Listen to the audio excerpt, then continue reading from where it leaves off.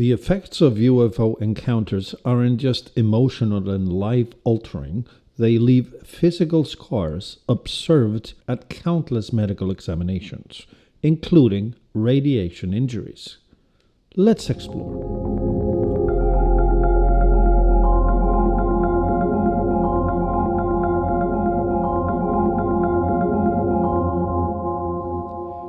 Hi everyone, and welcome to Project Bluebook, where we explore all things unidentified. I am Thor, and thanks for tuning in. A consistent mantra by doubters is the alleged absence of physical evidence. It's not absent, it's present, and it's very physical. Encounters with UFOs leave marks on experiences' bodies, famously depicted in Steven Spielberg's Close Encounters of the Third Kind, where Richard Dreyfuss's character burns over half his face just by looking at the light hovering above his car, leaving him looking like the 50-50 man from a 70s TV show. In reality, however, physical burns typically leave their recipients with serious medical conditions, and they are symptomatically consistent with radiation burns. They leave a lasting impact, sometimes illness that lasts a lifetime, and sometimes leads to cancer and death. The Cash-Landrum incident of December 29, 1980, changed the lives of 3 experiencers for the worse. While driving in the Texan woods north of Houston, Betty Cash, Vicki Landrum, and her 7-year-old grandson, Colby Landrum, witnessed a huge diamond-shaped object hovering above the treetops next to the road. It was like 2 pyramids put together, only 130 feet away from their car. Cash stopped the car abruptly, and the 2 women stepped outside, instantly sensing intense heat. Their face felt like burning, and because of the heat, they decided to enter the car again. Vicky touched the dashboard with her hand, leaving a handprint in a wide, dusty color. They watched the UFO slowly ascending while a fleet of helicopters approached. 23 they counted, appearing from all directions and positioning themselves near the strange craft. They realized this was a major military operation, something we have heard from other events.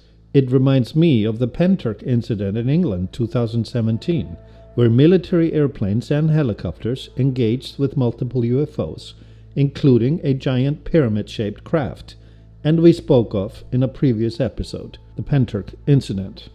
And it's worth noting that several Chinook helicopters were seen in Penturk at the time as well. Several other eyewitnesses had gathered outside their cars along the road. The Cash-Landrum event was witnessed by about a dozen people. As the helicopters hovered stationary, the diamond-shaped object ascended until it disappeared completely. They continued to drive, not knowing what to think, but as they came home, all 3 fell sick, Cash most severely. She suffered blisters and burn wounds, but also headaches, redness in her eyes, diarrhea, nausea, and over the weeks that followed, she lost a lot of her hair. Vicky and Colby had many similar symptoms, although less severely. Their health problems persisted for years, and in September of 1991, Cash's personal physician, Dr. Brian McClelland, told the Houston Post her condition was a textbook case of radiation poisoning, comparable to being within a 5-mile radius of the Hiroshima epicenter. All 3 have documented court cases demanding answers from the military, but have been denied due course because different branches and agencies have all denied the event actually occurred, even if the helicopters they saw have been identified by multiple witnesses. Like I said, they were Boeing CH-47 Chinooks, used by both the Army and the Marines. Their story is consistent with multiple other accounts.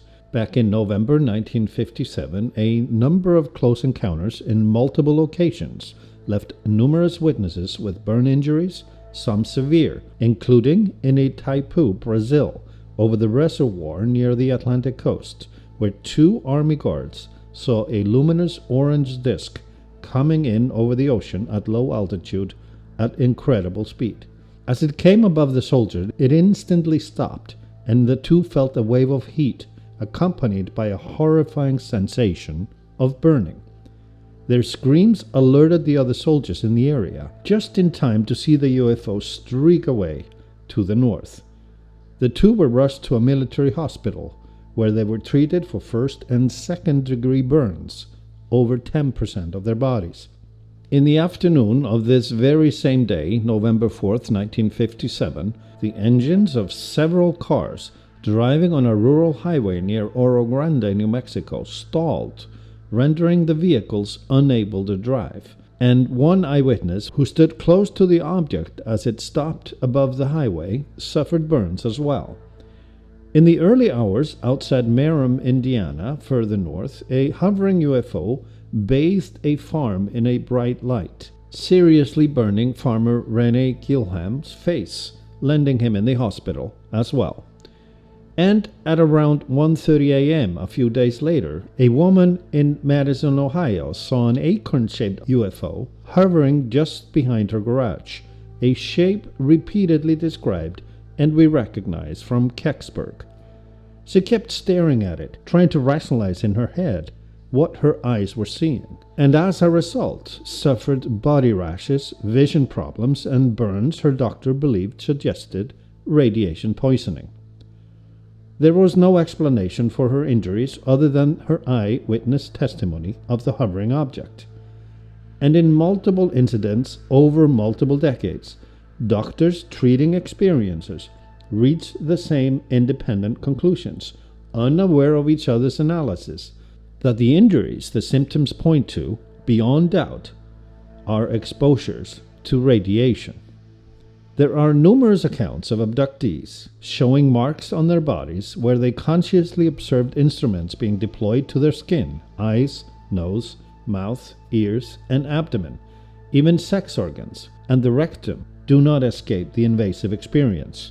They leave hexagonal red marks, dotted patterns, and other physical proof consistent with the experiencer's account, a topic for another episode.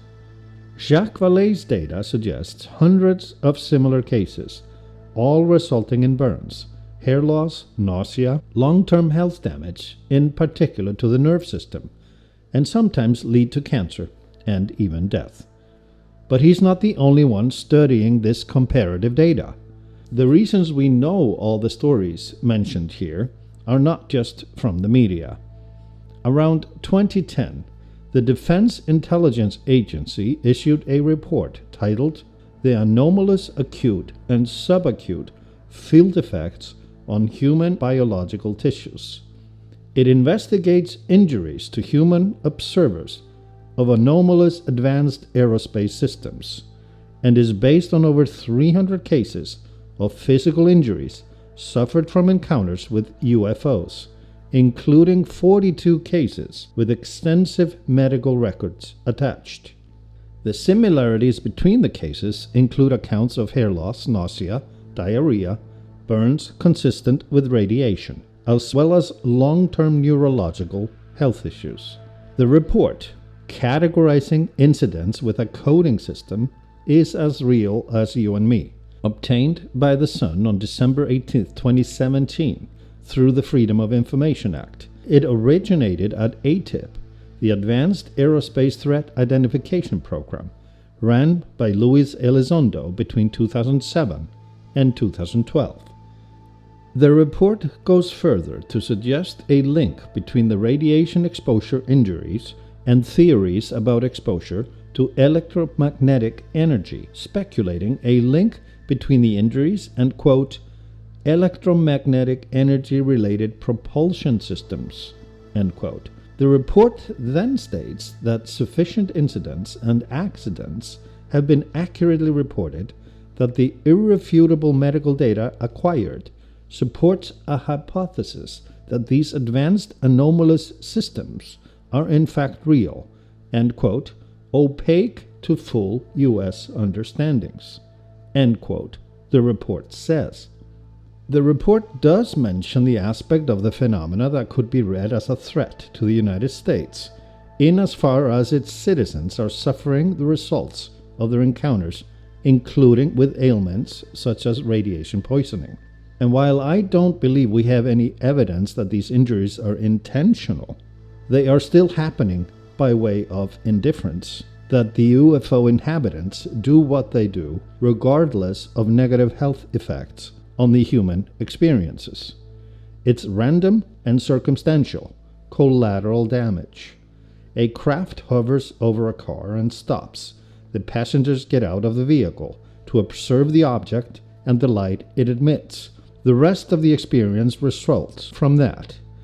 I am also reminded that Jim Penniston reported feeling both low-level heat and vibration, like electricity, emitting from the craft he encountered and touched, parked on the ground, idling in Rendlesham Forest, UK.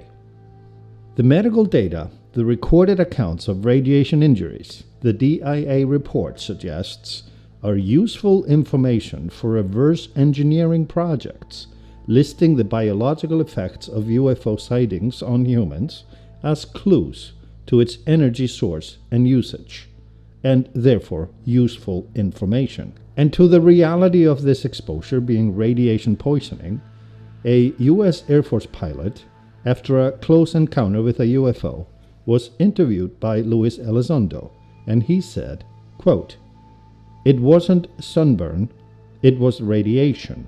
Lou, I'm at the hospital. I've got symptoms that are indicative of microwave damage, meaning internal injuries. Even my brain has signs of morphology." End quote. You can watch and listen to this and other podcasts on Project Bluebook, where we explore all things unidentified. Each day, let's practice compassion and kindness. And please subscribe. I am Thor, and thanks for tuning in. See you next time.